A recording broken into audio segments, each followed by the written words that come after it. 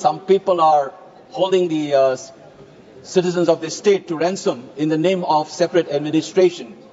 They have been trying to object the free movement of population on these highways, and I think so the government must take firm action to clear these roads and allow free movement of citizens in the state. I want to draw the attention of the House to something which our Finance Minister had also mentioned on this floor, about the blockage of National Highway, particularly National Highway number 2 and National Highway number 37. This stretch in our country has been the site of illegal taxation by all kinds of armed groups for many years.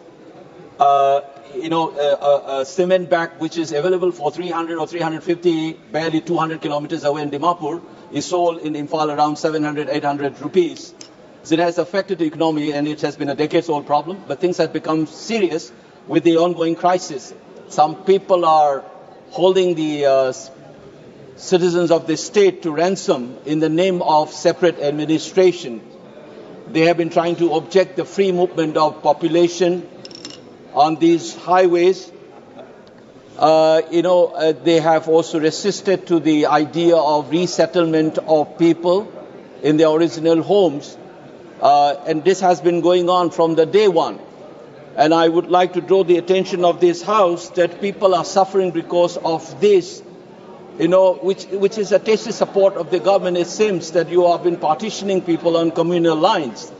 People in Churachampura traveling, for instance, 300 plus kilometers to travel, to catch a flight from Akoijam rather than going to Imphal, which is barely 50 kilometers. And people from Imphal cannot afford flight.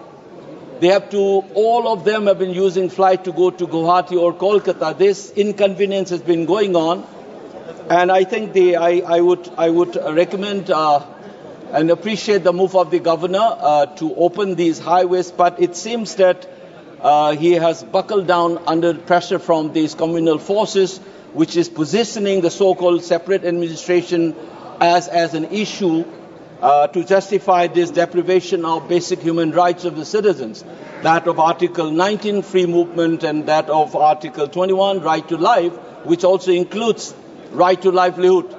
And I think so the government must take firm action to clear these roads and allow free movement of citizens in the state. Thank you, Madam Chairperson.